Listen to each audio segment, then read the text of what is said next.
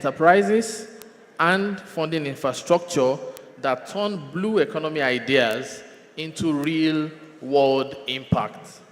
By providing capital to energy, technology, and coastal enterprises, BOI will empower engineers to design, build, and sustain the very systems that drive blue growth. Engineering innovation in Nigeria's blue economy would include marine and offshore engineering, civil and environmental engineering, renewable energy engineering, process and chemical engineering, ICT, and systems engineering. Ultimately, the blue economy cannot thrive on finance or policy alone.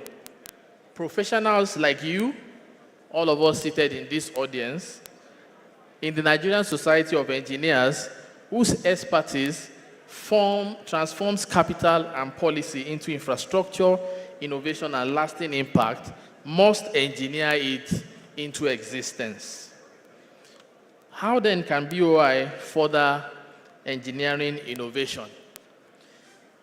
BOI can further accelerate sustainable maritime development through a number of the following strategic pathways.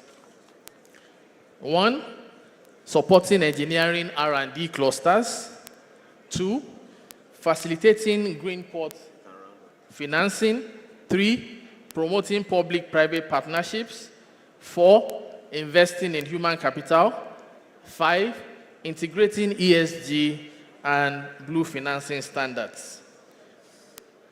Finally, the oceans are not just our natural heritage, they are our next industrial frontier. To harness this, we must connect engineering ingenuity with sustainable finance, design smarter ports, greener ships, resilient coastal communities, and ensure that every naira invested creates economic and ecological value. The Bank of Industry is committed to collaborating with engineers, researchers, and entrepreneurs to build the foundations of a truly sustainable blue economy in Nigeria. In closing, I salute the Nigerian Society of Engineers for leading this critical dialogue. You are the builders of tomorrow's economy, the ones who will design the ports, ships, grids, and coastal systems that define Nigeria's next century of progress. As we convene here in Ibadan, please let this conference be remembered not just for its theme, but also for its impact. This is a call to engineer innovation that sustains both people and planet. Thank you. Please, a round of applause for him. Thank you very much, Dr. Oluwatosin Adeniyi, for making that presentation on behalf of the MD CEO. And you now use our platform to collect some credit and points from your supervisor, Abi? It's all right. So the Bank of Industry just told you that they have enough money for you. So please go and claim it for your business. A round of applause for them once more. So our next speaker, I don't know if he's here or he has sent someone, Senator Wasiu Eshinlokun Sani. All right, so we go straight into the panel session. Ladies and gentlemen, once again, the theme of focus is governance and capital, policy frameworks for financing the blue economy. I'll call the panelists and then invite the moderator. For our panelists, we have the Dean, Lagos Business School, Professor Olayinka David West. Let's put our hands together for him as he takes his seat. Please, as you come up, your seat is labeled. You just look for your name and you sit down. Please, a round of applause for the Dean. I'm representing the Dean. Okay. Thank you. Then we have the last, second to the last. Yes, thank you. We have Engineer Dr. Janet Febishola Adeyemi, FNSE, founder/national president, Women in Mining, Nigeria.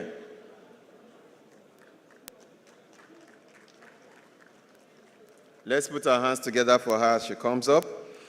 Then we have Professor of Economics, University of Ibadan, President, the Nigerian Economic Society, Professor Adeola Adenikinju.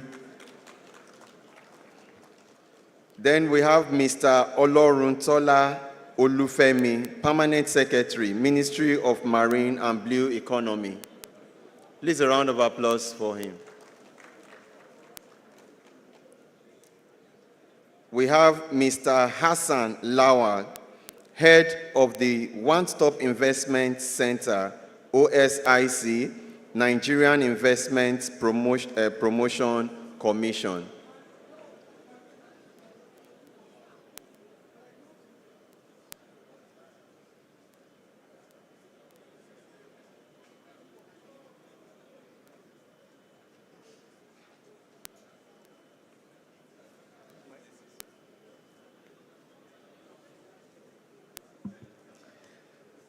We have, okay, Mr. Hassan. Okay. Then we have the President, West Africa Federation of Engineering Organization, Dudley D. Toole. Let's put our hands together for him.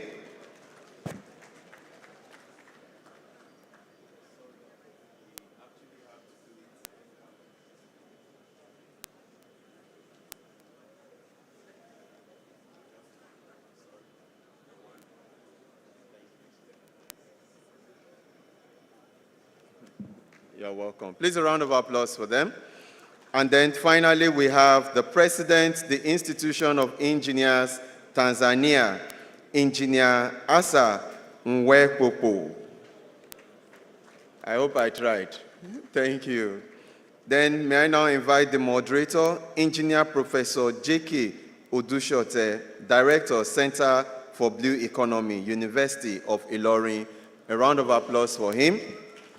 And the rapporteurs are Engineer Professor Gbenga Aribisala, FNSC, FA Eng, Engineer Professor Fatai O, Anafi, FNSC, Engineer Professor Christy Ijagbemi, FNSC, and Engineer Professor Yao Shuaibu Haruna, FNSC. Thank you very much and enjoy the session. Moderator, over to you.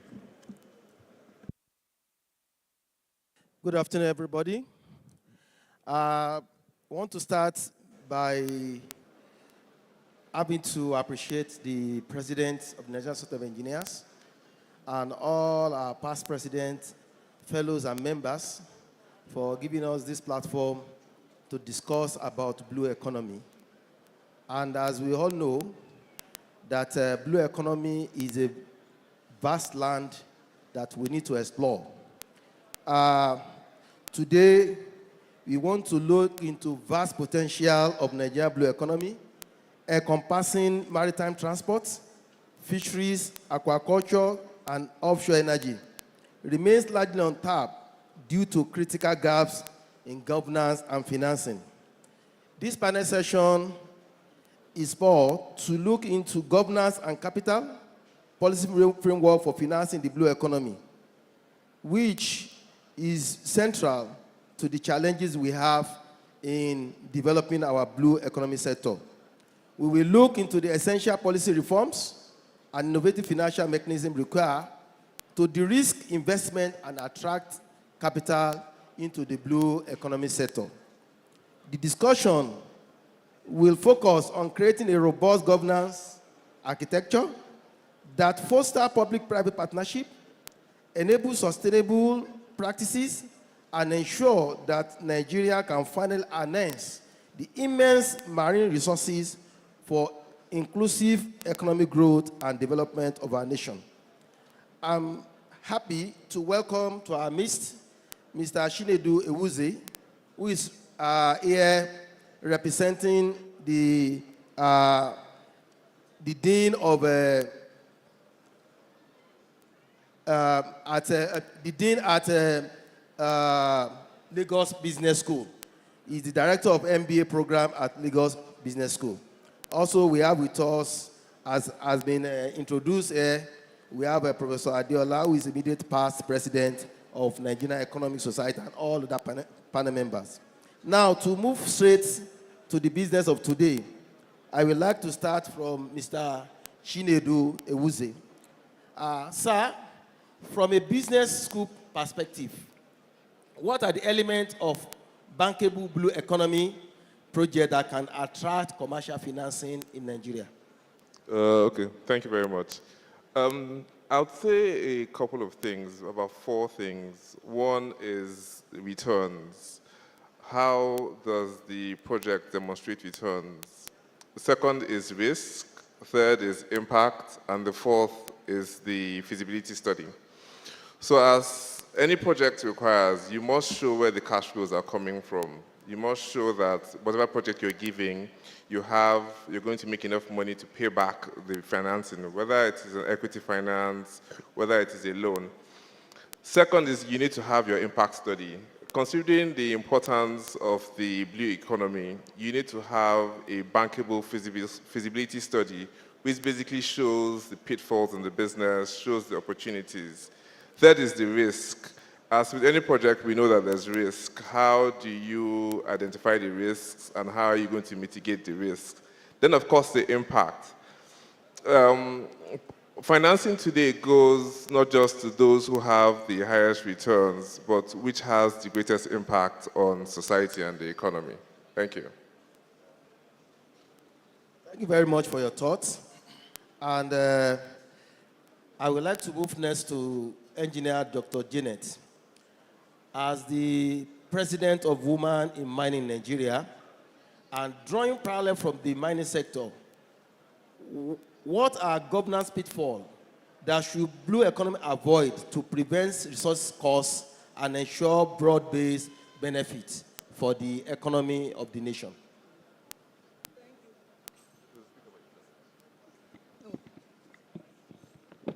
Thank you very much, Mr.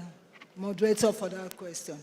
We all know that resources, as good as they are equally the fastest way of becoming very poor.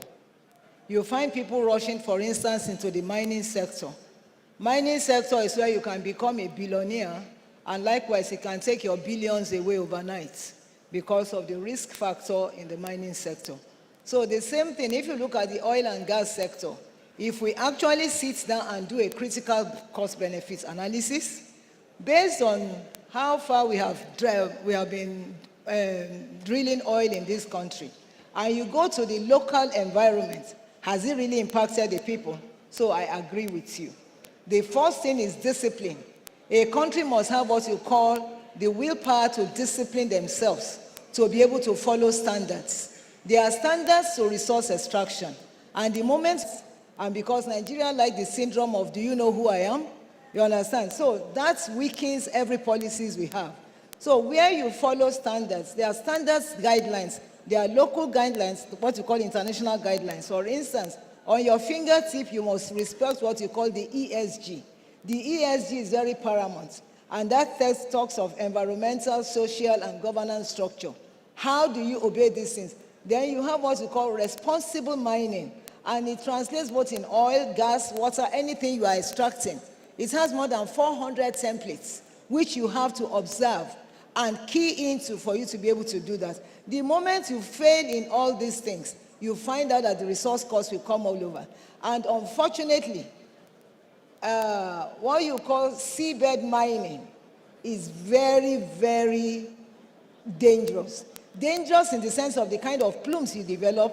Once you destroy the marine ecosystem, the food is destroyed, water has no boundary. For every drop of water that comes from the iceland, circulates all over, goes into the atmosphere. So once you get the system polluted, then it's a fast means of degradation.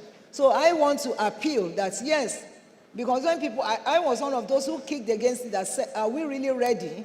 We are still mining terrestrially. We are destroying the environment, and we want to jump ahead. The first thing is for us to strengthen ourselves, strengthen our laws, and assimilate what you call discipline. You understand? For us to be able to move ahead. Thank you. Thank you very much.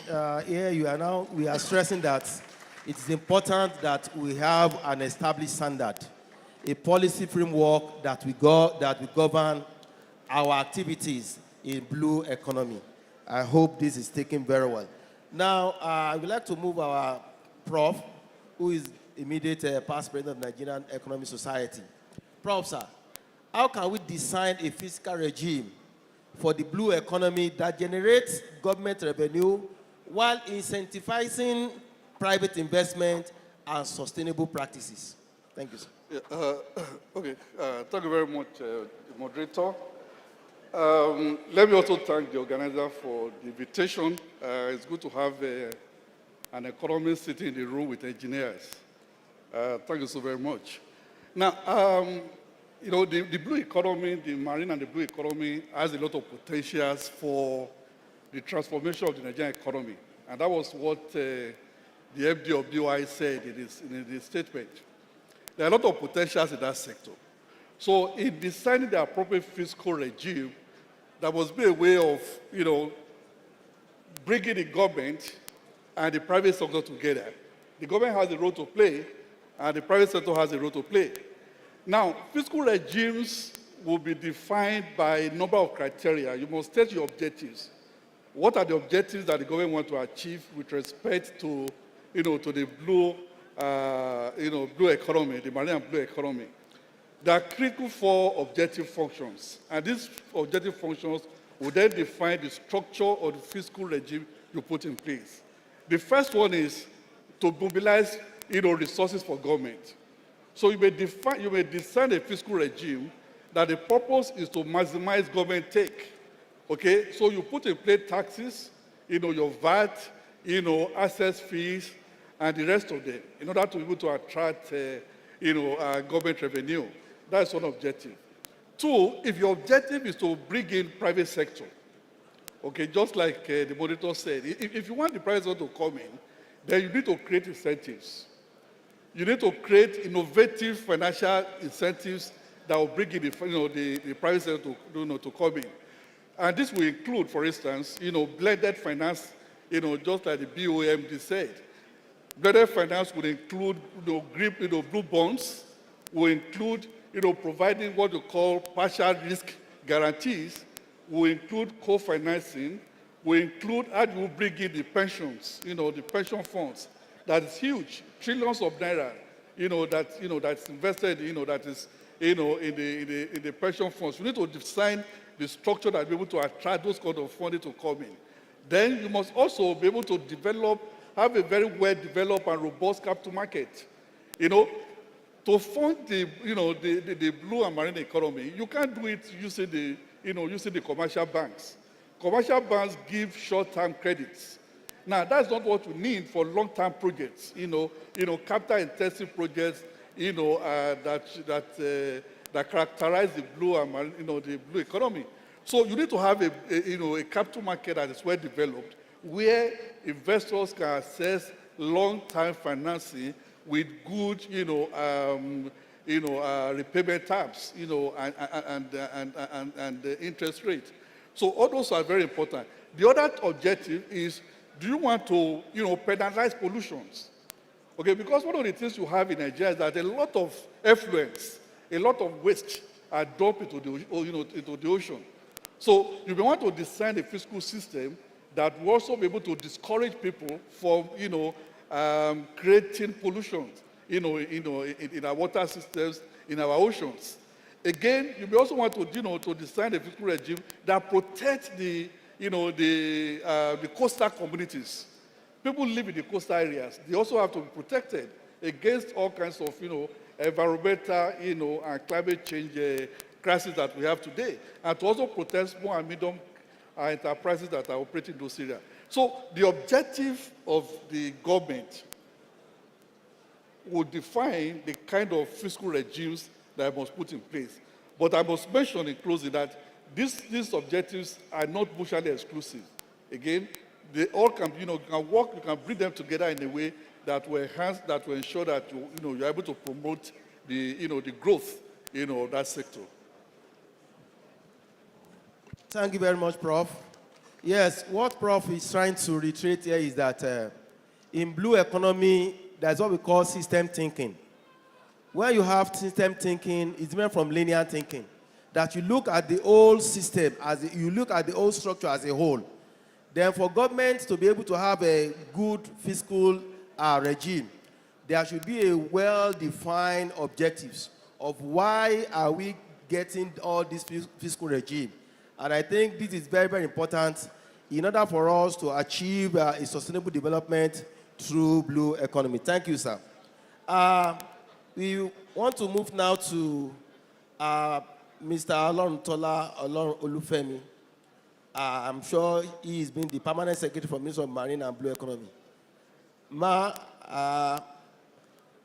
is the ministry strategy for creating a single, coherent policy and regulatory framework that eliminate the current fragmentation across multiple agencies? Thank you very much. My name is Kaltum Ibrahim, Director of Planning Research and Statistics, representing the Permanent Secretary, Federal Ministry of Marine and Blue Economy. For your question, the ministry, as you are aware, have several agencies that are in marine and blue economy sector. Thank you. Such as the Nigerian Port Authority, NIMASA, NIWA, Man Orong, where we produce our seafarers, and also we have CRFFN, and all those are working in synergy.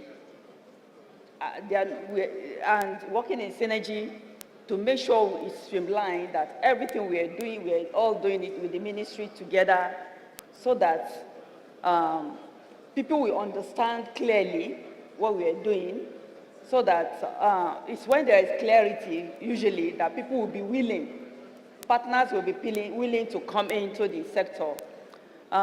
For instance, we have the single window that has been provided by the MPA. This single window coordinate is like a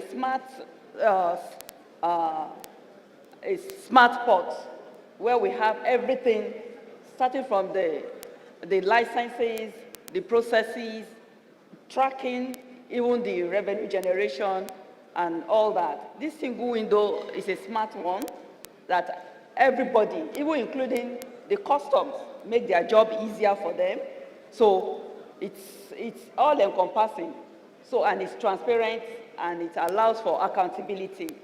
And this single window, of course, has led to revenue generation, and of course security at the port, and a lot of development, making things easy and seamless.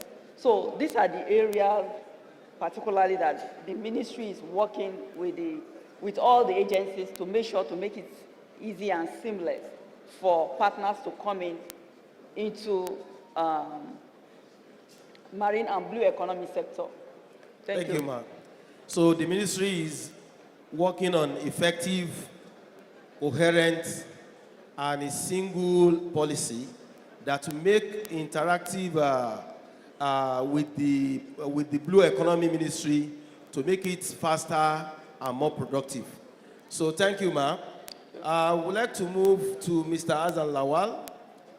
Sir, what are the specific incentives in the Nigerian Investment Promotion Commission offering to target investment in priority areas of the blue economy? In other words, what are those things that are being used to attract investors to the blue economy sector? Thank you, sir. Oh, thank you very much. I'm Master Lawa once again. But you know, at NIPC, even the establishment of Blue Economy Ministry was part of those inputs made by NIPC, years back, and inside the one-stop, center of NIPC, we have desk of various relevant agencies of government that can assist in fast-tracking investments, actualization into the economy. So, so NIMASA, is one of those agencies. MPA is one of those agencies. So that tells you how proactive we've been over the years, even before now. So, as far as incentives is concerned, of course, we to record 30% CTI, to that are willing to invest in that sector. But now, with the new tax law,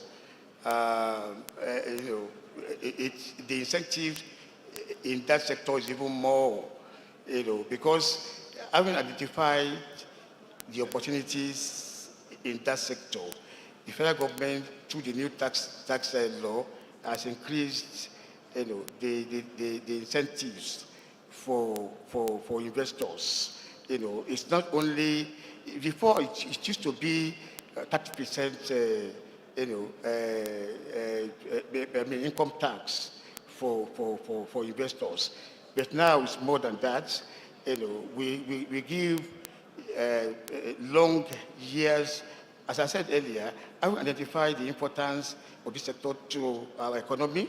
Now we give more incentives. It's not just CIG. Now we give even incentives to expatriates that are employed by these companies. In the sense that what we call the expatriate quota. We have expanded the quota for investors to the staff or for the experts of these companies that are coming to work in Nigeria. So, and apart from that, maybe I should say this very quickly to buttress what the Prof said earlier about the fact that the commercial local banks or these commercial banks cannot do it alone. Yes, some years back we NIPC in collaboration with the DP World of Dubai. We were looking at a proposal on the establishment of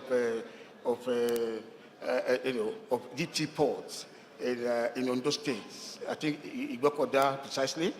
So, and to finance this project, we also invited or spoke with Dubai DP World Finance Limited. So that is importing financial capital from the onshore. So we have to be intentional. Federal government needs to be intentional and be aware that this sector needs a huge financial, inducements or injection.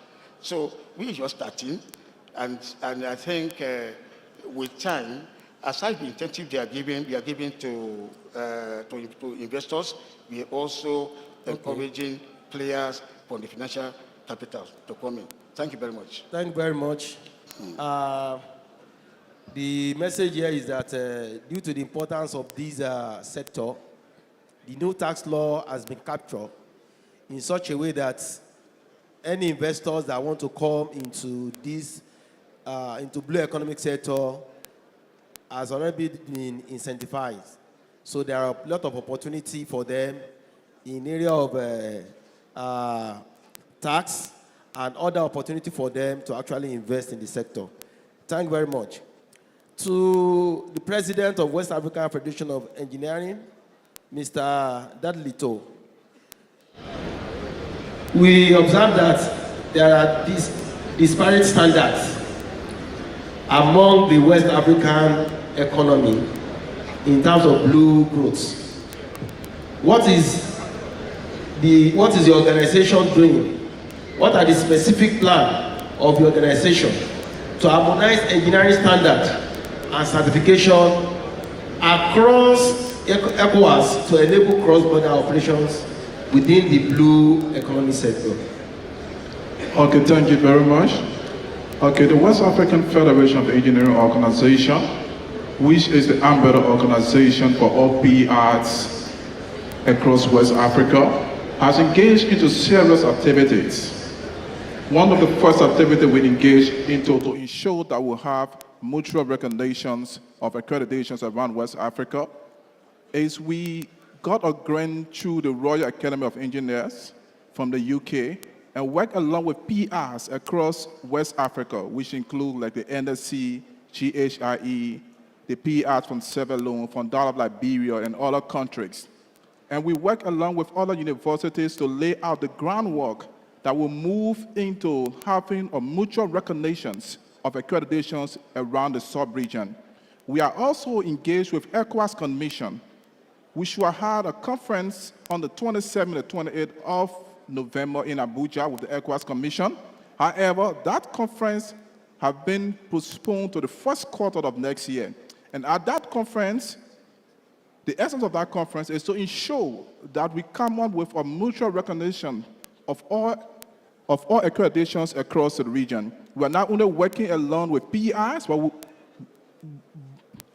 but we are also working along with Registrar Council, like the COREN and all other organizations across West Africa. We can assure you that this is one of our pillars that we are fighting on as an entity on our administration. And we are convinced by the time our administration will be ending, that mutual recognition will be across West Africa. And we can move around West Africa with what we call the eco-engineers. So there are a lot of strides being made, and we are going to do our best to ensure that across West Africa, there's a mutual recognition of our credentials. And we're going to do our best to see how we can harmonize our educational system to ensure that we have a better educational system, which we think West Africa is up to. Thank you. Thank you very much.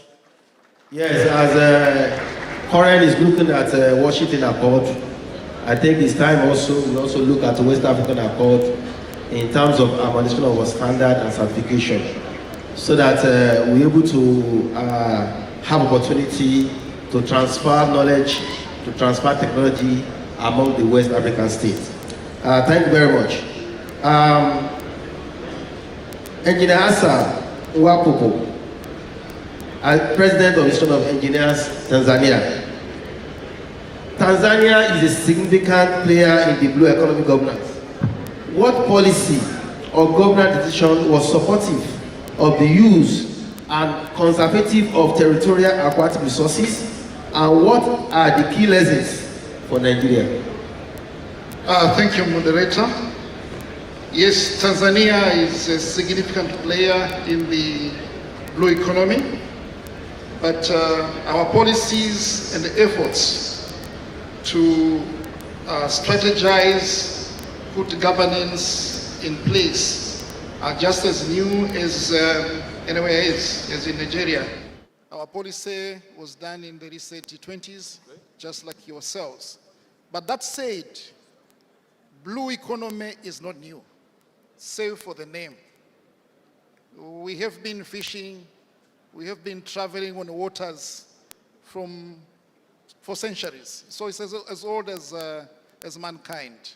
That said, even in Tanzania, there's been quite a lot that has been done before even the policy came to be in place.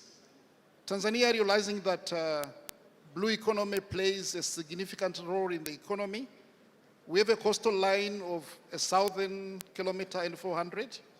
I think I heard Nigeria, you are about 300, maybe to 400 kilometers. So you can see the extent of the coastal line we have. People employed in the blue economy are estimated to be about 1.5 million in formal and informal jobs directly, and indirectly that doubles. The blue economy in Tanzania contributes about $7 billion per annum, which is about 11% of our GDP. So it is a significant sector, and that's why the country is putting efforts to ensure that we continue to harness the resources sustainably, but also conserve. With regard to what Nigeria can learn from Tanzania, I think the approach here, not just for Nigeria, for Tanzania and many other countries, should be to benchmark against those countries which are really ahead in this game. Norway is a key example, and even in Africa, Seychelles is also regarded as have done very well in the aspects of the blue economy. So I did some screening between Tanzania and Nigeria, and I have a couple that I can say. One is about marine protection areas. Nigeria is regarded not to have any protection on the marine areas, and that is regarded as a danger. Tanzania has some protection. Maybe we are used to having these in national parks, etc. So it's very easy to jump and declare some areas as protected. So I think Nigeria should look at some protection of the marine areas if the blue economy is to be sustainable. That's from an environmental perspective. Another aspect, when I was screening, which I'm not quite sure, but you can check, is the use of the United Nations Economic Commission for Africa tool for measuring performance various, but also of the blue economy. So this tool comes from putting the SDGs together with the Africa Agenda 2023, and it's used to measure the performance not just of the blue economy, but of many other sectors. So if Nigeria is not looking at that, it would be a good area also to look at and benchmark with the many other countries. Thank you. Thank you very much. Mr. Asa, the message here is that we also need to incorporate the UN SDG and Africa Agenda 2063 into the blue economy sector. So we measure our sources and our standard using these tools as it has been used in many of the developed countries. Sir, I want to also start the other round from you. How in Tanzania, from what we have said, yes, blue economy is not new. People have been engaging in marine business, in aquaculture and some other things. But there are now new development, new interest in terms of developing this sector. And that is where the name blue economy comes from. How are Tanzania engineering firms successfully integrated into major blue economy projects? What enforcement mechanism ensure local content policies are effective in Tanzania in blue economic sector? Thank you, moderator. I think one of the major ones which I could commend for our country is the shipyard. Tanzania has, I think, the biggest shipyard in East Africa. It's building water vessels for Lake Victoria as well as the Indian Ocean. I was talking to my neighbor there, president of Uganda Institution of Professional Engineers, and he confirmed most of their water vessels which they use do come from Tanzania. So really from engineering perspective, that's a big credit. We still have to support this. It's a private sector, and the government needs to really put more support in making sure we can grow the engineering perspective. With regard to the local content, local content comes into play when you have significant foreign participation. There's not much for now, but I think one good point with regard to the local content which I can credit is the fish fillet industries which we have in Tanzania. We have fish fillet in Tanzania, and the investors, while most of them are Tanzanians, there are some aspects of foreign investment. There is a boundary, there's a battery limit for the fish industry, fish fillet industries, and the fishermen. The people who do the fishing continue to do the fishing, and if you invest in the fillet industry, you are not allowed to do the fishing for your industry. So that value add starts from getting the fish from the fishermen, and you don't go and start fishing for your own big fish fillet factory. Because if you had allowed that, then the local fishermen would have been pushed out of the jobs. So it's a local content aspect that considers the local people within that area, what are they doing, and who the other players are coming, and how local people can continue to participate in that sector. Thank you. Thank you very much. We can do better, please. We can do better. Thank you very much. In as much as we are trying to advance the blue economy, the local content and the local people that are engaging in this sector should not be jettisoned. They should be carried along. They should also be developed, and at the same time, the sector should also benefit them, as it is also going to benefit the whole economy. Thank you very much. I will like to now move to Mr. Adadli. What is the most viable regional blue economy project your organization is advocating for, like a shared surveillance system, and how can it be collectively financed by the member states? Thank you very much. The West Africa Federation of Engineering Organization have not yet started to advocate on dates, but from deep research, I think one thing that is important for this region is to get a regional surveillance system. One on top of regional surveillance system is that system that can take into consideration many other things. They're having a long-range drone monitors. They're having a security system that is put into place to ensure our oceans and our blue economic is actually managed and is being able to be able to be protected. One thing we can do to finance it is to have a regional maritime security fund that is being funded by countries within the region. And that you can do is not having an individual budget line, but to have a regional bank that can be able to finance and be able to tap into the various blue economic finances that are out there, at the GCF, at the GCEF, and all other finances. So we think if you have a regional maritime surveillance system that have a shared data across the region, we can be able to monitor, and all the different blind spots that are between countries can be easily be able to monitor with the system we put into place. So we think there can be a regional system that can be put into place to help to monitor what we go through. And that can be found out with various countries having a regional bank that can tap into all the various sources of funding that are out there when it comes to climate change and the blue economy. Thank you. Thank you very much. Here is advocating that you can have what we call a regional surveillance system that will be funded by the member of the states, by the member of the West African regions, and this will help to secure our maritime system not only within the country but across the region. Thank you very much. Now to Mr. Azansa, how is the one-stop shop that you have mentioned earlier concept being implemented in practice to guide an investor through the various regulatory requirements for a blue economy project? Thank you very much. The one-stop shop concept, it has like 27 agencies of federal government under a single umbrella, and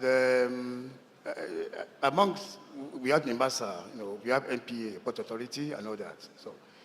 So basically, don't forget I mentioned earlier. I said investments in blue economy, it's expensive, basically. So it requires money to do that. If you're talking about every investment, though. So those agencies, seek they get data. You just don't go out there outside, offshore, when you are going for investment forum or all that, or business investment forum or all that, without data. They want to see data. Investors want to see where I'm putting my money into. So part of what we do is, we try to make it sector-specific kind of BIF, I mean business forum out there. And data that we gather are what we use in selling the economy, basically. Not just blue economy, but because the concept here is blue economy. So what's the agencies in OSIC, what they do is gather data and to fast-track investment procedure. That's actually the reason behind the concept. Really, okay.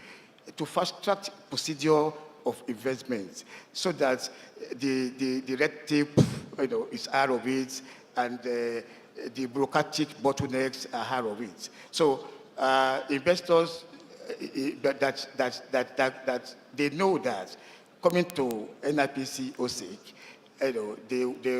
their request, they get data, and their request will be, expedited, quickly, to get it done. And we collect successes in that area. So as we mentioned of the Bokoda, that we're working on, we're still working on it though, with DP World of Dubai. So and all this information, all this data, all these trusts, were gotten based on the concept of the OSIC approach that we use for investors. Thank you very much. Thank you very much.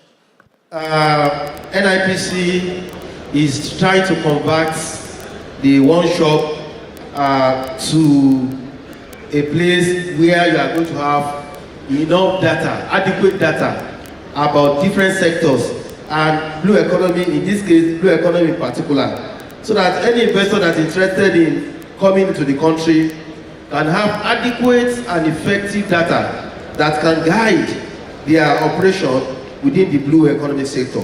So thank you very much. To our Director of Planning, how is the ministry working to streamline bureaucratic processes such as permit and licenses to make it easier for businesses and investors to operate in the blue economic sector? Thank you very much. If you can recall earlier, I mentioned one window system.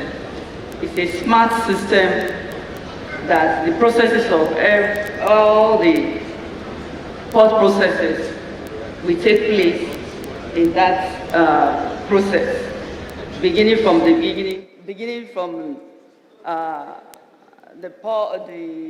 landing of the vessel up to the point of collection and all the other processes that goes into it.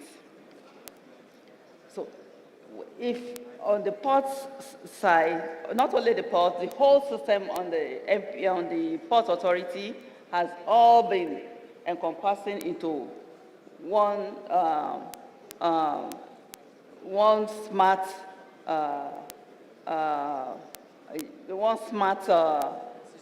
system. So it has made things very easy, especially when it comes to issue of licenses. Then also when it comes to obtaining license to do with the fishery and aquaculture, for those that import fishery, as you are aware, we don't still have enough fishery for our consumption yet. People still import this fish. So it's now computerized, digitalized, and made easy to access and get in the ministry. We now have the ministry, we have the aquaculture, as you're aware, that was not too long moved from the Federal Ministry of Agriculture and Food Security to the marine and blue economy. So everything is digitalized and made easy for one to access. And not only that, to still make things a bit easy, we have digitalized some processes too, like the GIS. We now have the GIS mapping. We have satellite tracking. In fact, for the last 2 years, we have been rated that we have zero piracy in our waterway. And this is due to the centralized dashboard for compliance that we have, that is is located in Nimasa. So we have all this revenue tracking system, vessel monitoring, all in one shop stop for easy access. So all this has made licensing and all other port activities to be easy for people to access. Thank you. Thank you very much. The system is being upgraded to make investors have access to all the necessary informations at once, whether for permit, for licensing, for operating and everything. And I believe that there should be more synergy between our ministries and parastatal agencies. The one-stop shop of Nigerian Import Promotion Commission and the one-stop system of the Ministry of Blue and Marine Economy can also work hand in hand to enhance the experience of our investors in the sector. Thank you very much. So I want to go back to our prof,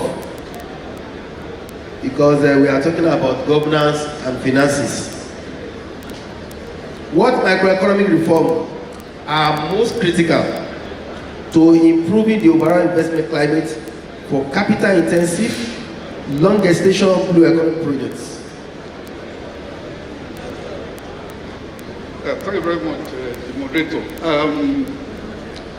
Now, you are right that the sector is characterized by high capital intensive, low gestation projects, and so on and so forth.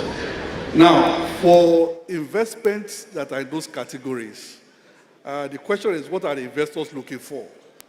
If you are going to commit resources that run into millions of dollars, and the payback period is over a very long period, there are a number of things that you are looking out for. One of them is what we call low and stable inflation rate. Inflation rate is very important. Now, if you look at the data in Nigeria now, the inflation rate is trending towards, it's trending downwards, trending south, which is good. But then, at the current inflation rate, we still have one of the highest in the world. Okay, and that is a disincentive. So, the government has to continue what it's doing in collaboration with the central bank to ensure monetary policy tightening, and bringing down inflation to a single digit. So you need a low and stable inflation rate. That's one. Two, again, which I think the government is also in the right direction, is with respect to your foreign exchange policy. In the immediate past, we know that we have multiple exchange rates. Okay, and in that kind of regime, there's no way you can really do long-term projects. It makes it very, very difficult. So a government must also be able to ensure that you have a single framework and also a stable exchange rates. Investors are not so much concerned about whether the exchange rate is high or not. What they're interested in is stability. You want the exchange rate to be stable, to be predictable, so that when you are committing resources, you have a very fair idea of what kind of exchange rate that you are dealing with. The third thing is that there must be, fiscal prudence on the part of government. Fiscal management is also very important, and also your debt management. Again, those policies, that is very important. If you have a government that is fiscally reckless and that continue to pile up debt, then the investors will be worried that in the future, that government may increase taxation, may increase taxes, because again, you can't borrow your way out of, perpetually. At some point, you must find a way of trying to earn genuine money. So, high debt is a signal to investors that in the future, the rate of tax will be increased. So you need, policies that will ensure that, you're able to keep some fiscal discipline in the system that you have. And like I said earlier on, they're also interested in the finance that they're looking for, long-term financing. What are the options? What is the governance structure? What is your regulatory structure? Is it predictable? Okay, if people had costs, there's a dispute, there's a contract dispute, how is it resolved? How fast is it going to be resolved? So all those factors that constitute, a stable macroeconomic environment is very important. And I think that's what government needs to work so that people can commit resources into a project. Thank you very much, Prof.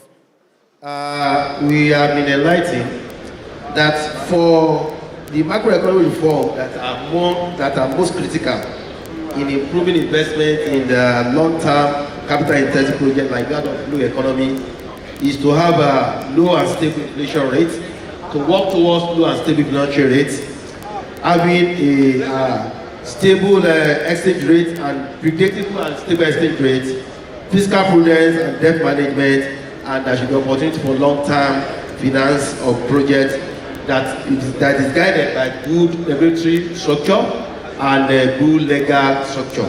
Thank you very much, bro. Now to our mother in the panel. What specific policies and financial instruments can be put in place to ensure women have equitable access to capital, training, and opportunities in the blue economy? Can we also declare 35% under the blue economy?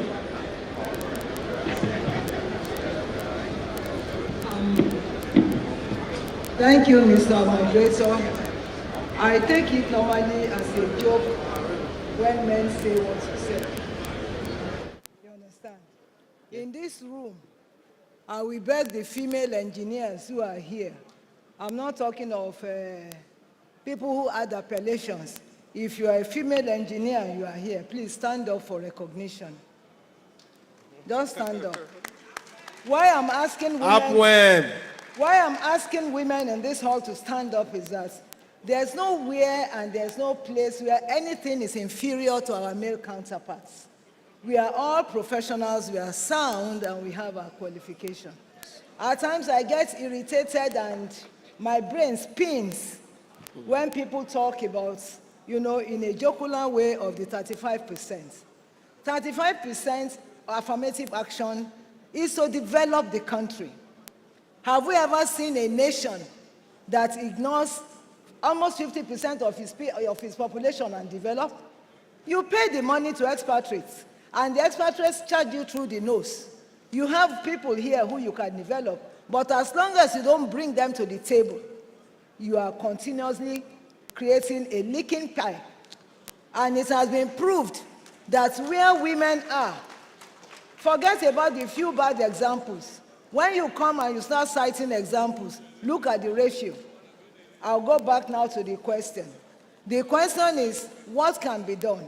What simply can be done is just what we started with. Genuine intentionality.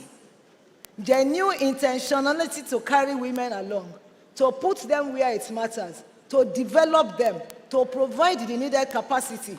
When you have a quota in the office, when you are employing, don't look at names and say, oh, she's a woman, she's going to be pregnant. If they are not pregnant, you can't have men here. Women carry the pregnancy, isn't it? So the thing is that the truth of the matter is that per season, everybody should be respected. And so when you come up with a policy of respectability, when a white woman comes, we start standing at attention. Some of us equally schooled overseas, so no one is inferior to the other. Nigerian government should be intentional about whatever they do in terms of policies. Then number two, there is the need. If you look at the silos don't work. Silos create duplication of activities. Let's have one singular national economic, blue economic policy. When you have that institutional development, where you have one singular policy, everybody comes to the table. Duplication of efforts, where NIPC is doing something, the other one is doing something, Ministry of Mines and Steel are doing something. It's not going to work. Bring everybody to the table, because what do we call blue economy? It's just baptism, rechristening. What is blue economy? Blue economy is development of the resources in the ocean to turn it to wealth. And have we not been developing the system? We've been developing the system. Bring everybody to the table. Bring all entities to the table. Let's look at it and say, how do we develop? What strategy do we put for water? What strategy do we put for land? What strategy do we put for maritime? What strategy do we put for renewable energy? And that way, you will find out that Nigeria will have a comprehensive policy. But what we are creating right now, we are blue economy as if it's something from the moon. There's nothing special about blue economy. Blue economy has always existed. Our parents have always fished. So the thing is that let's link it towards sustainability. And so if you must make your economy sustainable, how do you address it? So be intentional, provide windows. What are the windows? Windows for development, windows for training. Let's change our curriculum in the university. Oh, we have BSc this, we have PhD this, PhD that doesn't bring money to the table, PhD that doesn't change ideas. So we need to change our orientation. We need to change our mood. So only then can we as a country compete with the global north. What happens now is that the global north keeps oppressing. I come from the mining sector. I work actively in the mining sector. And I will tell you that if you look at the demand, look around you and look at everything. Metal shortages in the world. You have polymetals, you understand, from the ocean. They are there in abundance. But can we tap them? We don't have the capacity to tap them because we are not trained in that direction. So we must make concerted efforts to make sure we are trained, so that when it comes to taking the sulfides, the metals, the cobalts, everything we need is there in our ocean. Our weather is good, so we can always tap if we have the willpower to tap. Enough of dependence on foreign, and enough of these men, Thank you very women. much, ma'am. So let us come together to the table to develop our... Thank you very much, ma'am. Let's do better. We can do better. Thank you very much, ma'am. The summary here is that there should be a deliberate policy of inclusiveness. A deliberate policy of inclusiveness, and we should also try to synergize among our agencies, parastatals, ministries, so that we don't duplicate what others are doing. The policy should also be inclusive in terms of training, and it should also be inclusive in terms of giving equal opportunity to all members, whether male or female, because we all have a role to play in the development of the blue economy and our economy at large. Thank you very much, ma'am. Our time is fast spent. The last question here will be for our representative from Lagos Business School. How can we develop innovative financing models, such as blue bonds or blended finance, that are tailored to the Nigerian context and risk profile? Okay, thank you. I think there are 2 points that our prof made that I would like to build on. One is intentionality. Second is stakeholder engagement. So if we take a leaf from what has happened in the startup industry, you can clearly see a pathway for achieving these things. First is that we have a lot of financiers. We have people who give debt, who give equity, who give mezzanine finance, different kinds of finance. But the one thing that they all don't have is an understanding of the Nigerian economy. So first is that you have to do a lot of engagement with those who provide finance to basically understand what it takes to do business in Nigeria. Doing business in Nigeria is peculiar. I mean, there are different factors that you face that you don't face elsewhere. So they need to understand it to be able to identify and build a unique risk profile for Nigeria. Second thing is a pipeline of investable projects. And if you see the startups, what they do is that people come up with different entrepreneurial ideas, and they express it in pitches, they express it in different ideas, and they have a pipeline. What is missing in the blue industry is those 2 things. One is and a clear understanding of what it takes to give somebody money and what is the risk profile. Second is a portfolio or a pipeline of projects. And third is communication. Money goes where there's a lot of communication. You can't sit down and expect that money is going to fly to you. You find that they have a lot of platforms for where people make their pitches. You have a lot of platforms for where people are informed of what is going on here. So in short, those three things. One is stakeholder engagement with the financiers to understand what it takes to do business in Nigeria so they can have a risk profile of Nigeria. Second is a pipeline of investable projects. We don't have that in the blue economy. We tend to have that a lot in the startup industry. People need to come up with ideas that are, realistic, that are bankable and investable, and have, it communicated properly. And third is communication platforms. Thank you. Thank you very much. The presenter has let us understand that before you even think of how you want to fund the project, you should even understand what are the types of projects that are available. What are the investable projects that are available in blue economy? What are the risk factors? What are other things that you need to understand about investing in the country? And all these, like I said earlier, once there is synergy between the one-stop shop of NIPC, synergy between the one-stop system of the blue economy and other agencies that are working towards the development of our economy, I think all this information will be readily available. On behalf of the panelists, I want to sincerely appreciate the audience for taking time to listen to us. I want to also appreciate the panelists for their contributions, which has also shaping the topic of today, which is governance and capital, policy framework for financing the blue economy. On behalf of myself, the moderator, Professor Engineer, I want to appreciate the president of the Nigerian Software Engineers, the executive past president fellows for giving us this scarce opportunity. Thank you very much and God bless. Please, a round of applause for them. A round of applause for them. Please remain seated. Remain seated. May I now invite our past president, Engineer Ademola Isaac Olorunfemi, FNSC FA Inch, as he comes up to make a presentation to them and a group photograph. Thank you. Please, immediately after this, we shall go straight into the group dynamics competition. Thank you.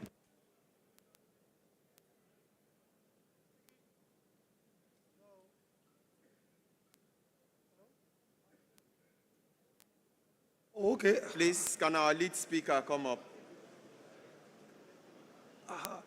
Distinguished ladies and gentlemen, I want to join the moderator to thank you all, thank the panelists, and of course the moderator. My invite, past president of NSC of Koren, Engineer Kashim Ali, to please come up stage.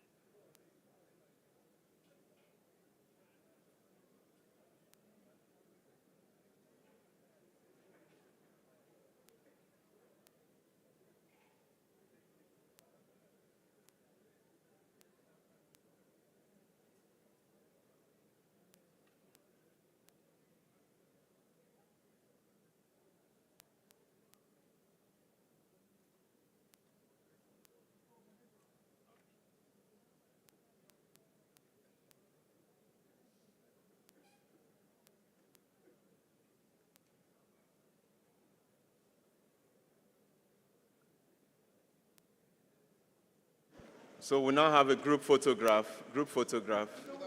Okay. Yeah. Madam President, no. Once again, we welcome the arrival of the President of the Nigerian Society of Engineers. Please, a round of applause for her, as they are very lucky. She came just right when the pictures will be taken. So, congratulations. Can we have the group dynamics? I'm sure you are very ready now. After now, we go straight into the group dynamics. The program for the group dynamics is on page 54. Page 54. Thank you. Please, a round of applause for them. A round of applause for them. Thank you. Thank you. Thank you very much.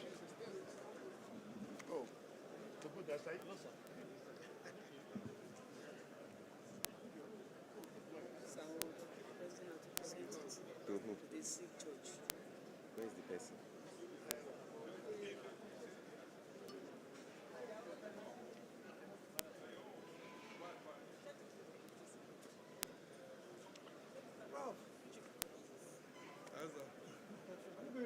Is it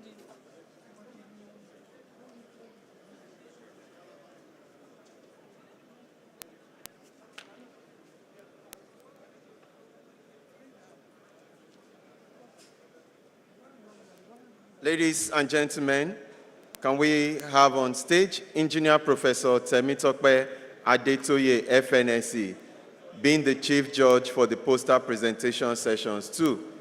Please put your hands together for...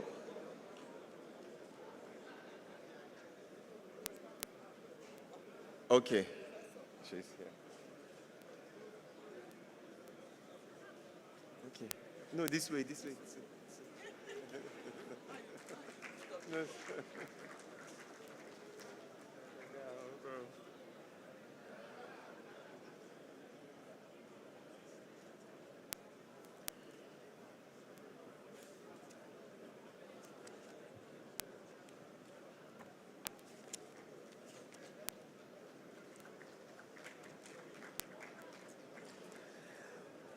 Thank you, Mommy. So once again, welcome back. Welcome back to the Main Hall International Conference Center, University of Ibadan. Now, if you follow through with your program at a glance, now we shall be having group dynamics competition for branches and divisions. And when it is 6 p.m., immediately after the group dynamics competition, we go straight into the welfare and cultural night. And then we'll make announcements for tomorrow's event. On page 54, you have the program of events for the group dynamics. Ladies and gentlemen, first, we will begin with the division's group dynamics. May I now invite the chairman, Engineer Professor M. Dabo Ibrahim, FNSE, to please step forward with members of his team as we begin immediately. Thank you. A round of applause for them. A round of applause for them. A round of applause for them. Can we have the group dynamics team come up stage? So please, if you have misplaced your MiFi, see me. If you have misplaced your ATM cards, you see the security department. If you have found any missing item, please bring it to us. Thank you very much. Please put your hands together for Group Dynamics Divisions team. Thank you. Prof, you have the podium. Thank you.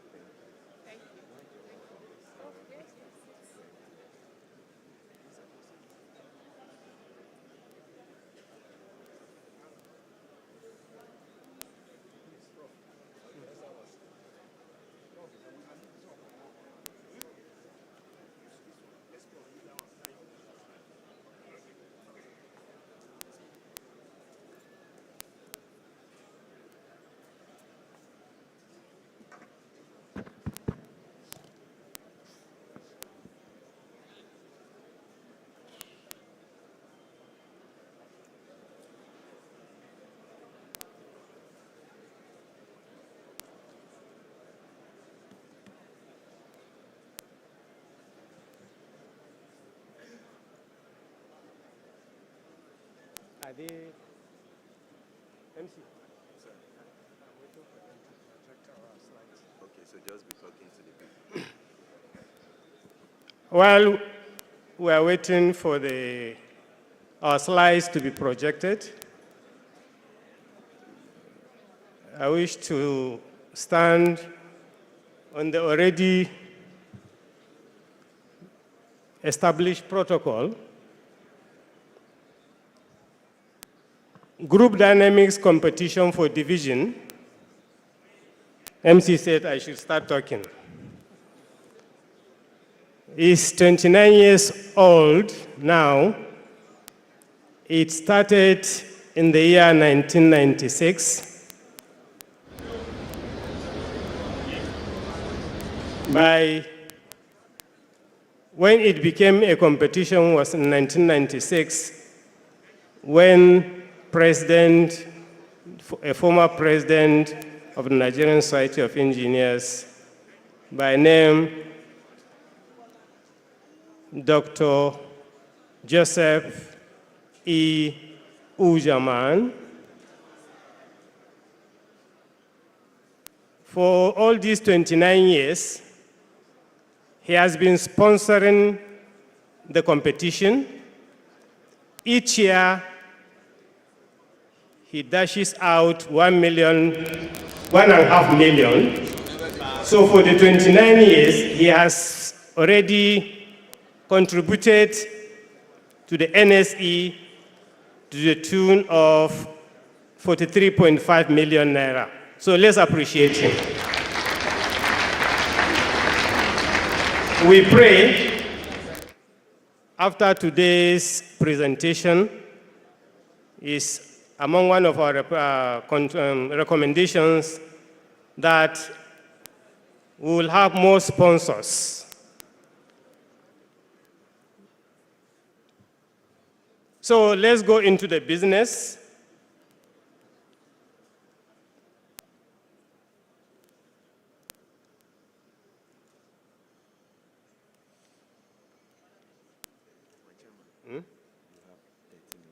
I will finish in less than 20.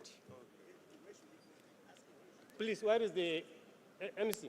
The pointer I prefer. The pointer works.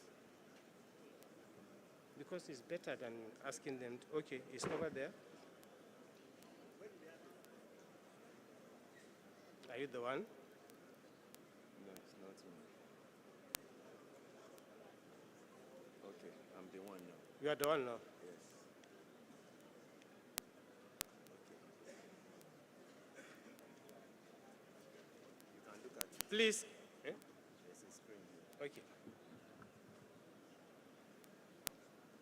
Operators, am I the one changing it or you are the ones? Please let me know so that I know the speed. Okay, this is our presentation outline. MC asked me to finish in 30 minutes. We will finish in less than 30 minutes. We have introduction, then we'll have the team members, evaluation criteria, the divisions that participated and those that did not. Then we will provide summary of assessments of submissions, historical performance of each division.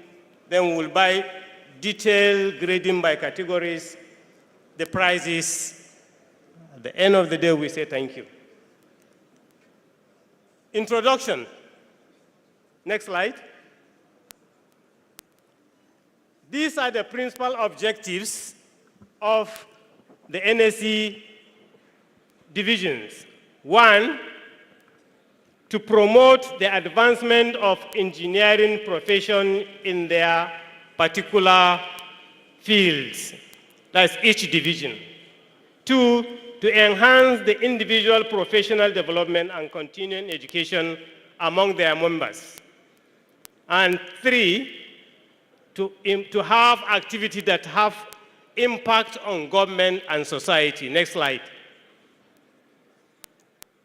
The team members is a 16-member committee. Next slide. These are the first 8. Next slide. These are the next 8. Next slide. We have 8 terms of reference. Madam President, we have successfully executed 6.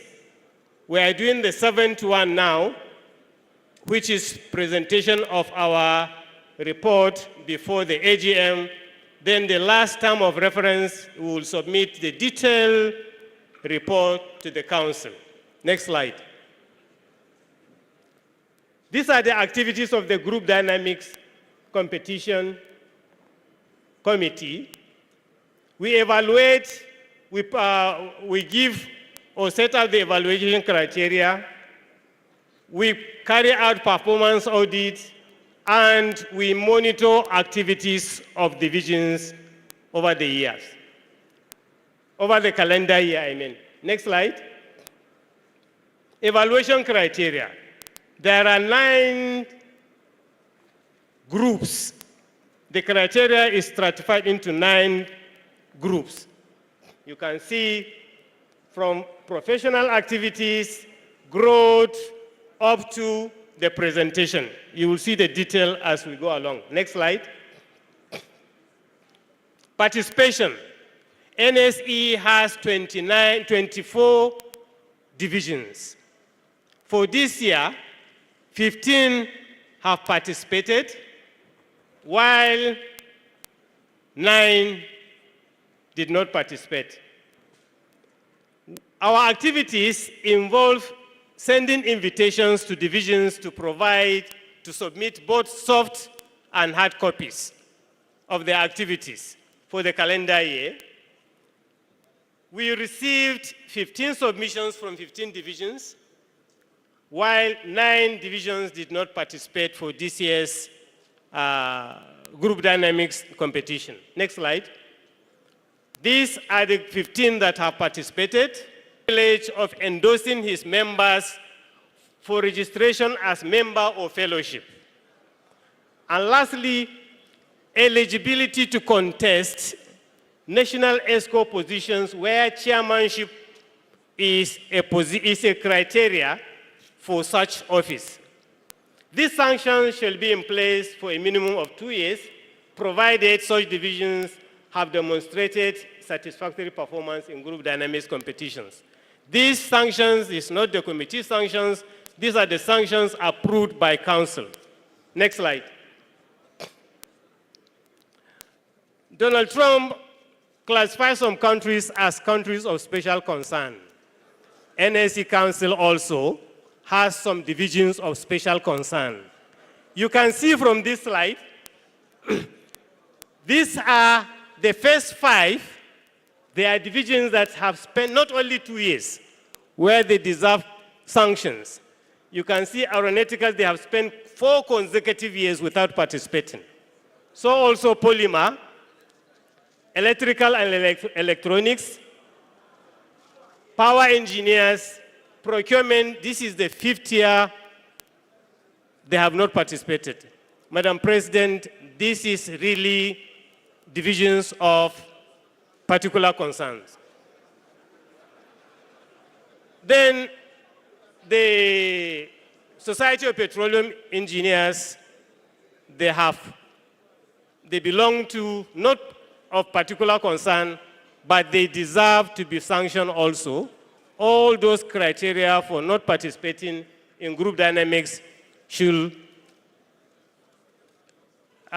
be placed on them, because when we go back into history, Society of Petroleum Engineers, they used not to be participating also. However, some years back they participated, but now, this is the second year again, they are not participating. Next slide, please. These are pictures of the submissions by divisions. Next slide. The assessment of these submissions were done in 2 categories.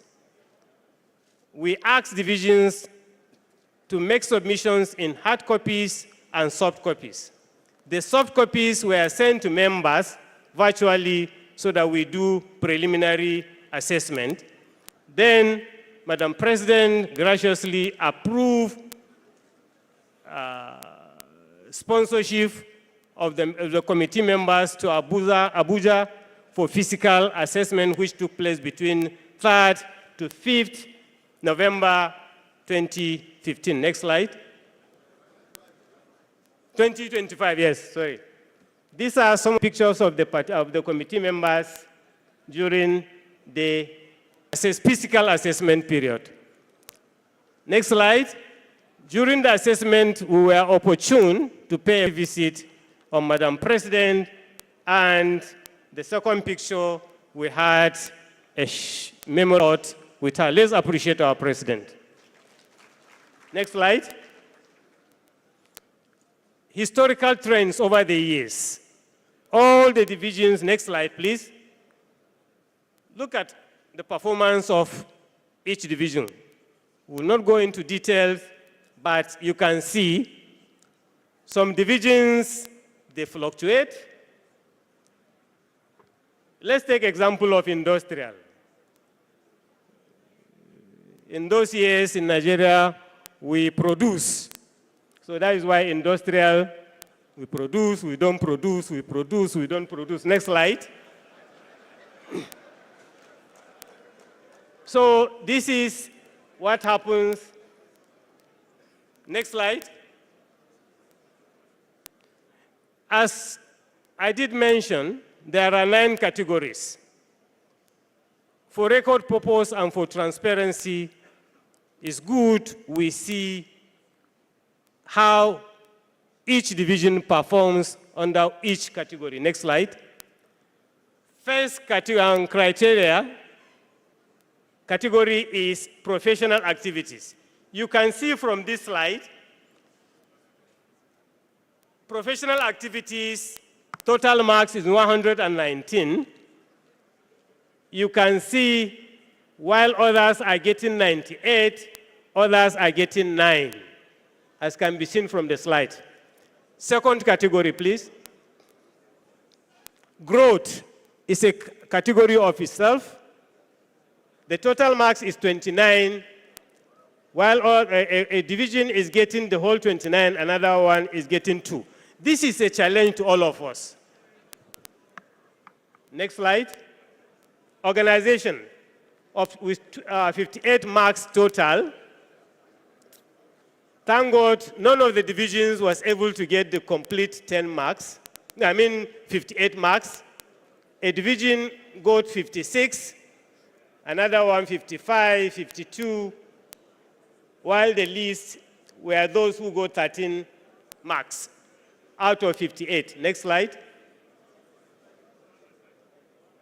Finance.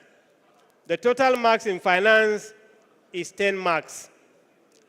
Many divisions got the complete 10 marks, while others got between 1 to 6, while many, about 4 divisions, scored 0 points there. Next slide. Then publicity. Total marks 17. Many have gotten the complete marks, while some divisions even score 0. Next slide. Support for NSC. The total marks is 24. Many have gotten that. A lot scored 0. Next slide. Then students and youth programs, total marks is 22. 3 divisions scored the complete maximum marks, while others got 2, 0. Next. Next slide. This is social responsibility initiatives. Total marks is 19, while others were getting the total 19. About 5 divisions scored 0 marks. Next slide. Then, this is very important. This is how you are able to package yourself. This is how the division was able to package their submissions, how sequentially they arranged their materials. Let's appreciate highway. They are the only one who scored 100%. That is the total 10 marks. Thank you. You can start giving consultations to other divisions. Highway. Next slide. We have some observations. Next. Few divisions comply fully with the evaluation guidelines by submitting both hard and soft copies. Some divisions submitted claims outside the review period. In fact, we have seen a division that even submitted something that's 2 years ago. They claimed it last year, 2 years ago, and they thought they can claim it again this year. This is, engineers are known for professional honesty. Please, we should try to avoid that. Some audited accounts were not signed. Some reports were not sequentially arranged in line with the evaluation criteria. Some contents of the hard copy were not the same as those of the soft copies. Next slide. The results. This year's results comes with surprises.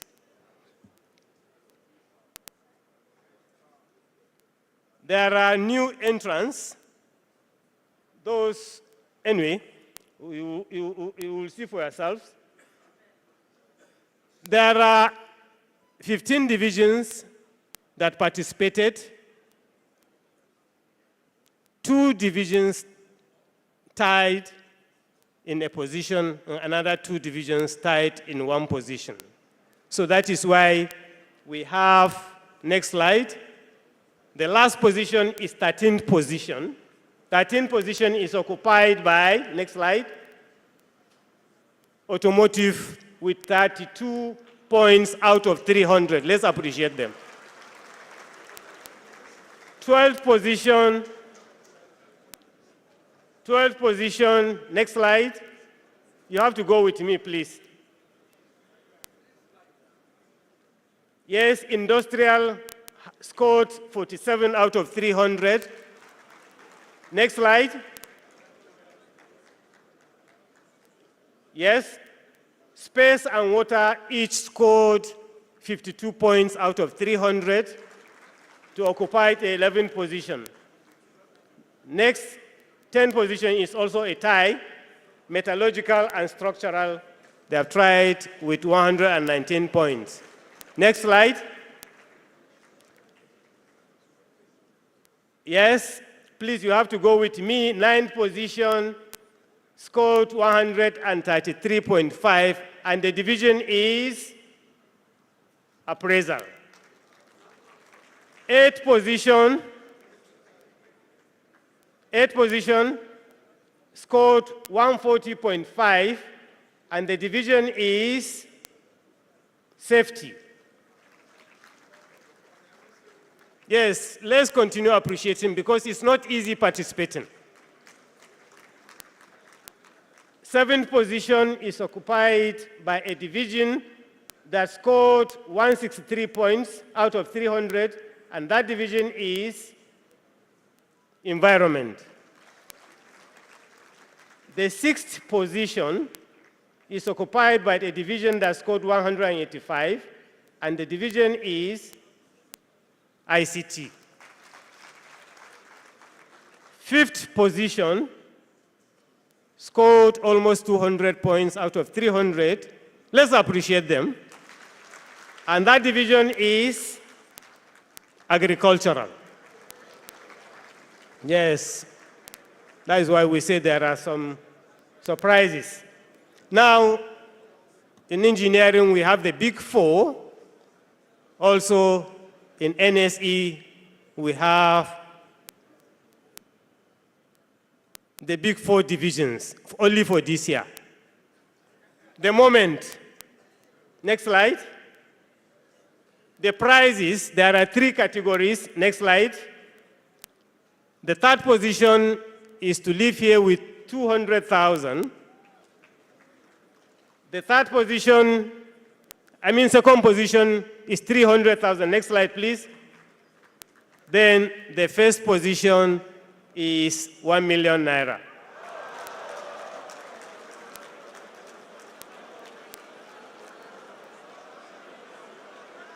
Yes, this is the normal reaction.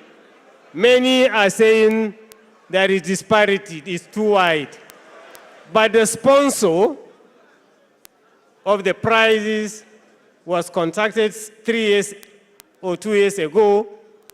He said, this is how it should be. Next slide. Let's go to let's appreciate the sponsor. Next slide.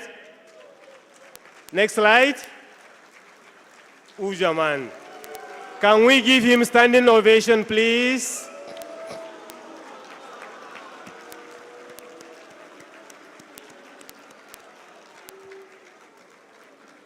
Thank you.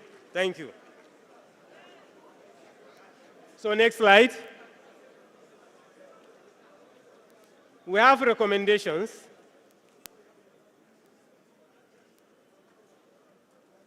I'm sure everybody is calm.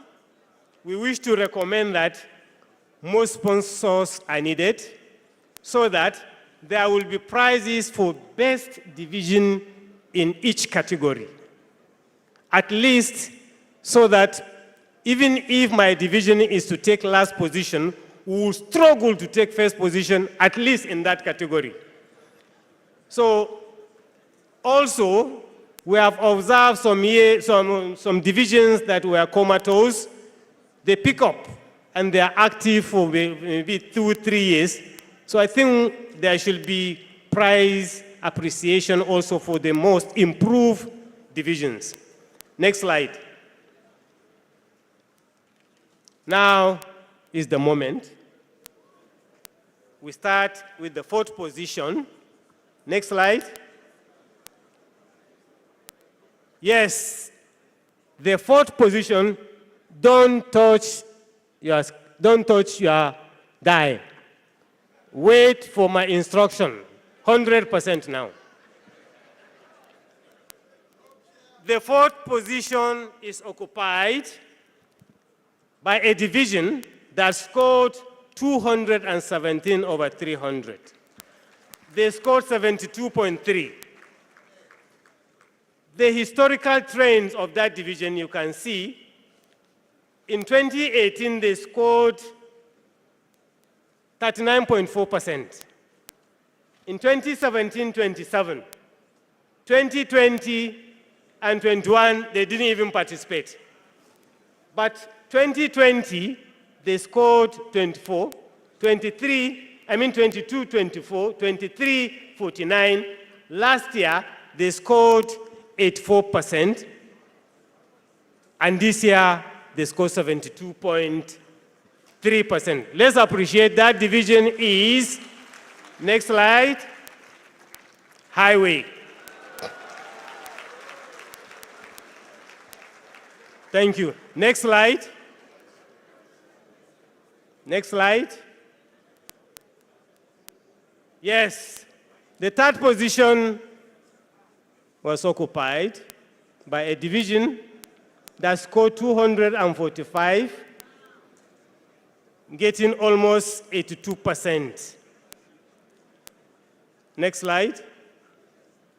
This is the history of their performance over the years. Those who know. The division is, next slide, Nigerian Institution of Civil Engineers.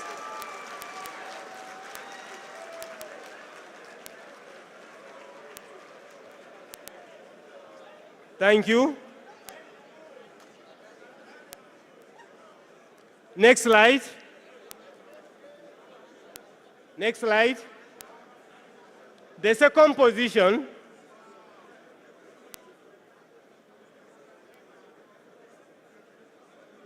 is a division that scored 254 over 300. They only lost about 46 marks. And that division is none other than, next slide.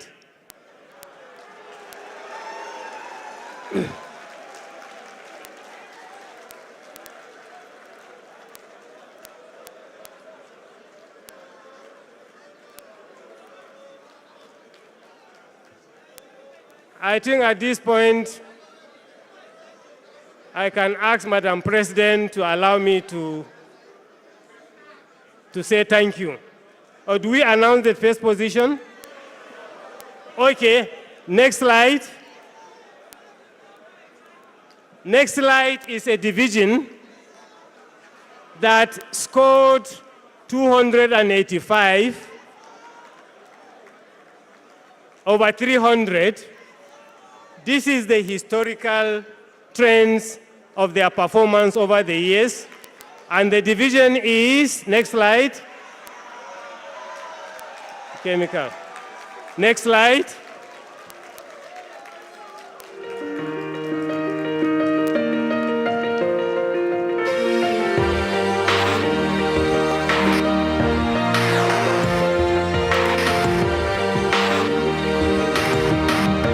Okay. Yeah, you can be the greatest, you can be the best, you can be the King Kong. I think at this juncture I may wish to invite Madam President.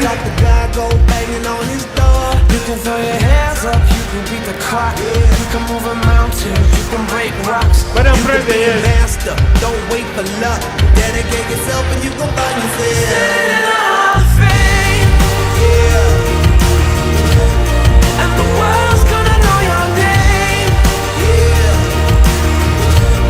Cause you burn with the best flame, yeah. And the world's gonna know your name, yeah. And you'll be on the walls of the Hall of Fame. You can go the distance, you can run the mile, you can walk straight through hell with a smile. So, some of us have had our hearts in our mouth for some time. And I was just praying. Nigerian Society of Chemical Engineers has come first consecutively for how many years now, Prof? 6? How many years? 8. Ah. It says 8. So, that means something needs to be done. So somebody was telling me that it's no longer exciting, we are used to it. But I think it's a great challenge. We should see it more as a challenge. It means that other divisions need to step up. There's no reason why one division should come first for 8 years, really. We need to step up our games and ensure that by next year. Okay, so, yes, so please call them up. Third, second, and first. And we, please sit. Start from third. The third position goes to Nigerian Institution of Civil Engineers. Please come up. The chairman and members, please come up. Well done.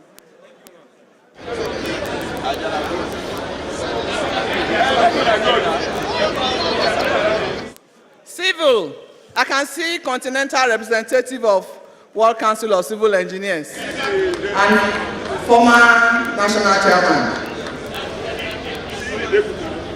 Where is the national chairman? Okay, the deputy national chairman is here. Please come up quickly.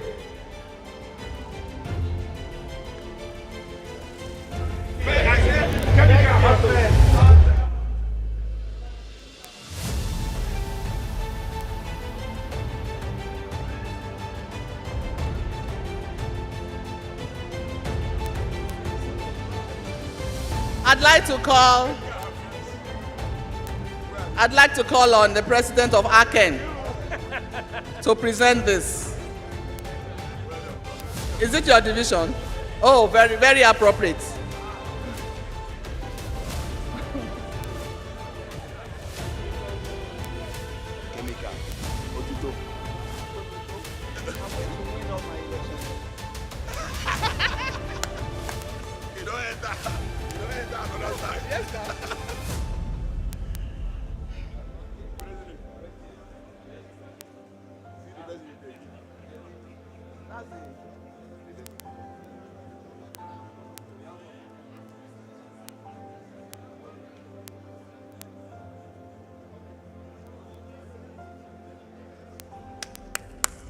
Please give them a very big round of applause.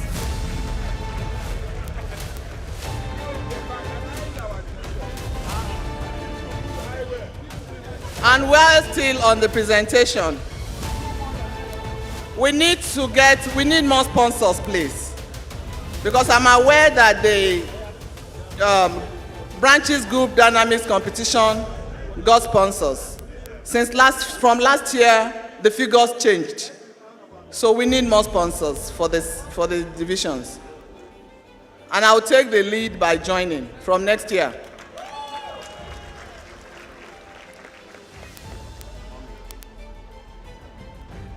The second position goes to the Nigerian Institution of Mechanical Engineers. Please come up. Civil, thank you. Bye-bye.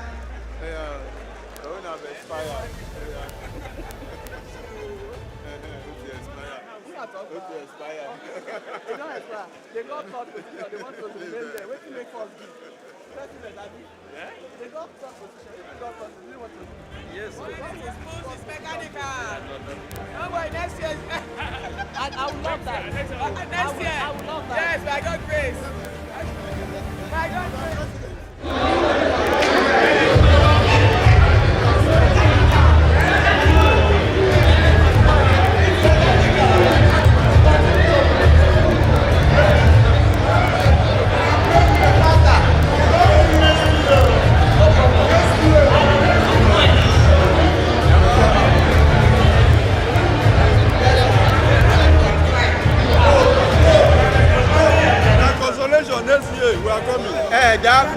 The stage is no space on the stage.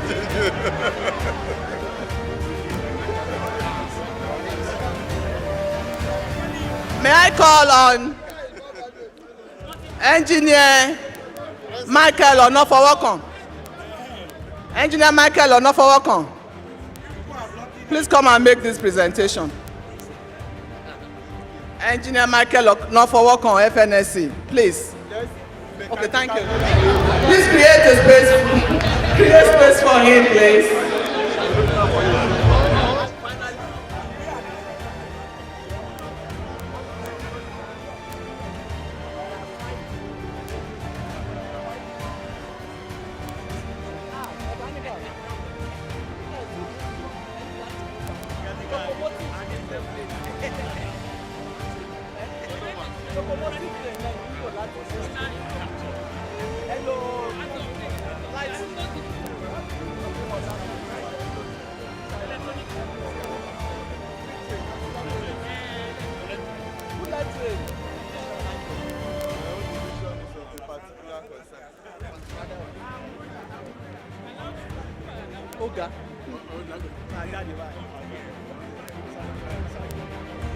Thank you.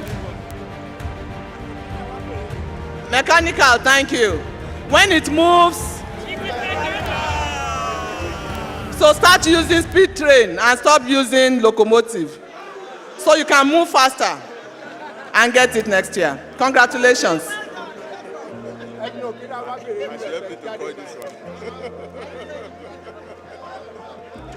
And the first position. Mechanical, please.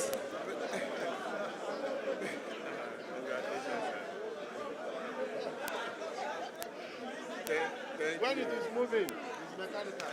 Well done, man. It is mechanical. When it is second position. Thank you for the president. When it moves. When it is moving, it is mechanical. When it is moving, mechanical. Thank you, sir. And the winner is the first position. May I have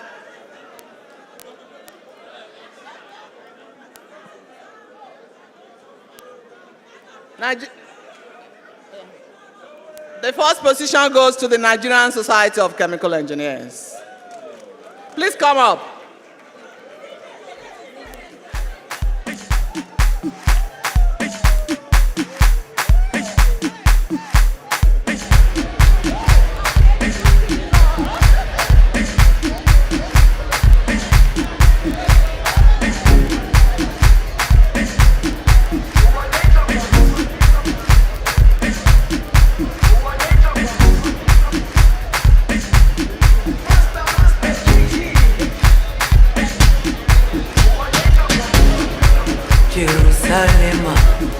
ikayalami ilondoloze uhambe nami zungangishilana Jerusalema ikayalami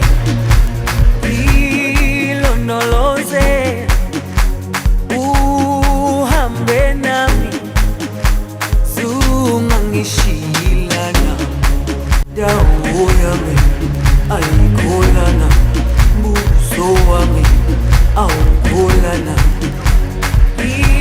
ilondoloze zuhambe nami dawo yami ayikholana buso wami awukholana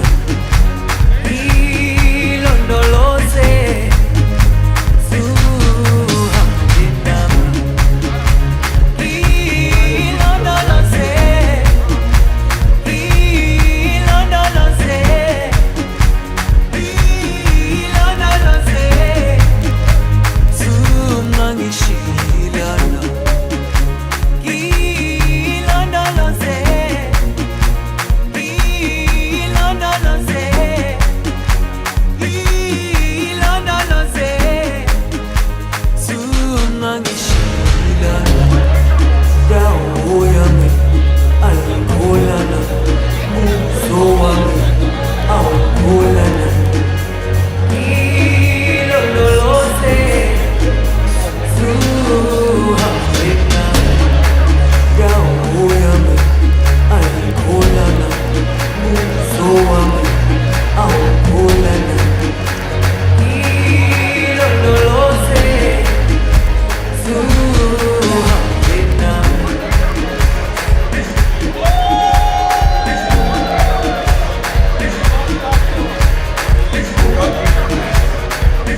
Congratulations to chemical engineers. Jerusalema ikayalami ilondoloze uhambe nami zungangishilana Congratulations, congratulations. Jerusalema ikayalami ilondoloze uhambe nami Congratulations. zungangishilana Congratulations. dawo yami ayikholana Congratulations, chemical engineers. awukholana Thank you, thank you, thank you. Oh yeah, oh your this thing has expired.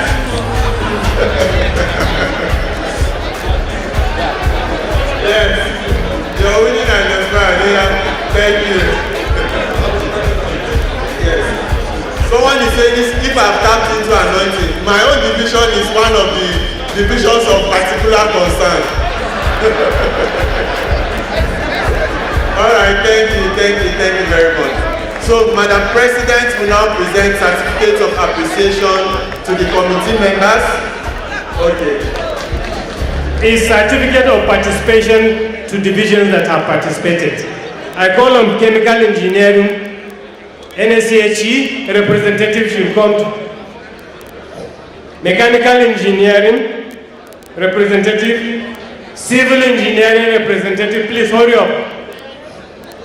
Highway and transportation engineering.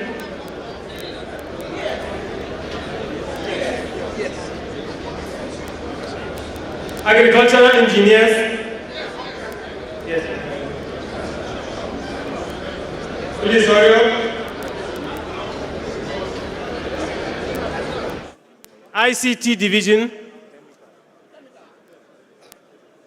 Environmental. Safety. Appraisers and cost.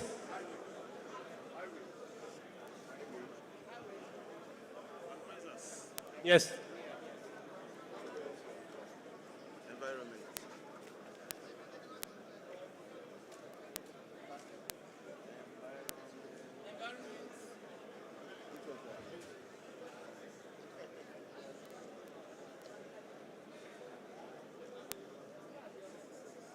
Triple M, that's metallurgical mining and materials. Which one? Safety. Okay.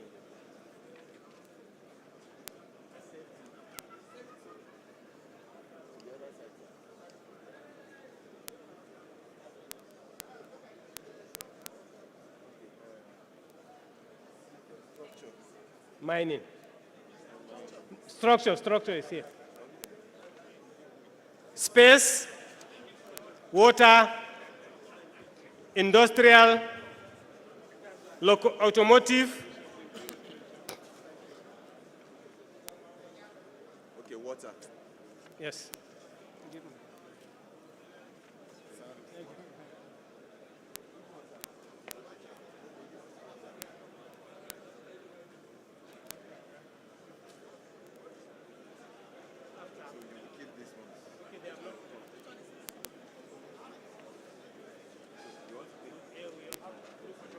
Okay. I hope we didn't waste much of it. The committee will now have a group photograph with Madam President. And then may I request quickly to have members of the task force. Okay. Task force on paperless office. Members of the task force on paperless office, Engineer Oluwalana Oluwadara, FNSC, please. You come forward immediately and let us have your presentation. Congratulations. Please, let's put our hands together for the Divisions Group Dynamics team. They have done very well, very wonderful presentation, and good job. Well done. Thank you. May I now invite Engineer Oluwadara Oluwalana, FNSC, to make a presentation on paperless office, task force on paperless office. We will have this quickly in less than 10 minutes, and then we move straight into the branches group dynamics. So the chairman and team members of the branches group dynamics to be ready. Thank you.